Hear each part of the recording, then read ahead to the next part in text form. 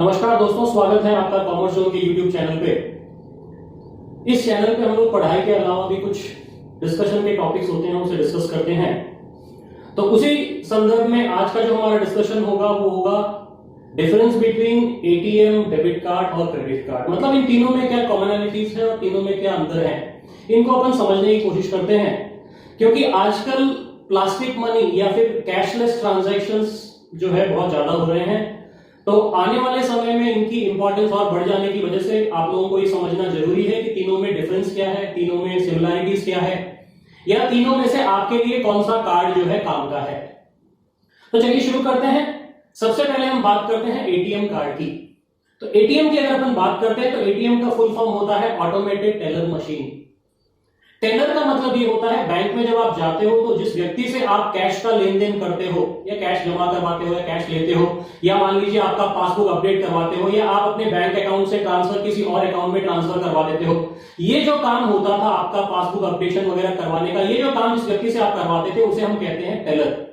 Automated teller machine का मतलब bank ने क्या किया है, उन्होंने आपको एक सुविधा दी है।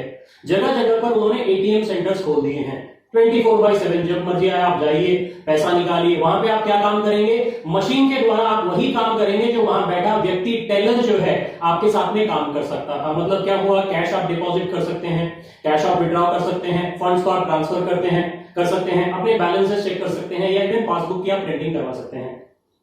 और आजकल कई सारे एटीएम कार्ड जो होते हैं वो आपको डेबिट कार्ड का भी काम कर लेते हैं, जो कि है परचेज करना ऑनलाइन वगैरह, या कहीं ग्रोसरी स्टोर पे आप गए, वहां पे आपने अपना कार्ड वगैरह स्वाइप किया, ये सारे काम। तो बेसिकली एटीएम कार्ड होता क्या है, ये एक ऐसा कार्ड है जो आपको बैंक जाने की वजह से जो समस्या है उनका समाधान के लिए बैंक ने आपको इश्यू कर रखा है।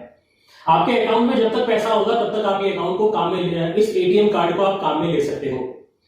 इस कार्ड की विशेषता क्या होती है, यहाँ पे वीजा कार्ड, वीजा या अमेरिकन एक्सप्रेस, या फिर आपको रुपए का लोगो या मास्टर कार्ड का लोगो, आपको ये लोगो इस कार्ड पे नहीं मिलेंगे। ये पर्टिकुलर इसके ऊपर बैंक का नाम लिखा रहता है केवल, और आपका जो कोड है वो आपको दिया रहेगा। और आप जो ट्रांजेक्शन जो आपको करने हैं, बैंक वाले ट्रांजेक्शन आप यहाँ पे कर सकते हैं मशीन पे जाके। ये है आपका एटीएम कार्ड सर। अब बात करते हैं डेबिट कार्ड और क्रेडिट कार्ड। जैसे हमने कहा तीनों आपकी प्लास्टिक करेंसी है, तीनों प्लास्टिक के कार्ड्स बने रहते हैं, दिखने में तीनों एक से लगते हैं, लेकिन अंतर जो है उसकी अपन बात कर लेते हैं। तो एटीएम के अंदर आपको लोगो नहीं होता जनरली। आजकल कुछ एटीएम्स वगैरह, एटीएम कार्ड जो है उसके अंदर आपको लोगो आपको मिलने लगेगा।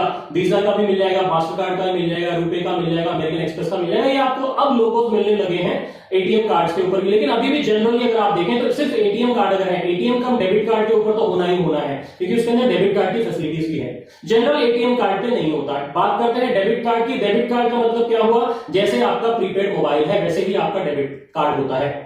ये डेबिट कार्ड क्या होता है, आपके अकाउंट से लिंक किया हुआ होता है, बैंक अकाउंट से। जैसे एटीएम होता है वैसे डेबिट कार्ड भी लिंक किया होता है।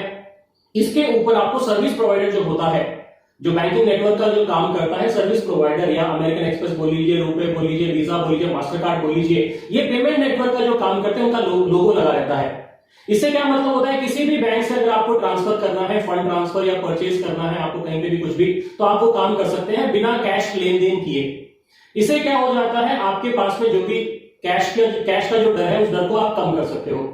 फिर अगर अपन बात करते हैं क्रेडिट कार्ड की, तो क्रेडिट कार्ड का मतलब क्या होता है, आपने एक तरह से उधार लिया है बैंक से। आपके बैंक अकाउंट में पैसा होना जरूरी नहीं है। आप क्या करेंगे, even without having money in your bank account you can use this card to buy things.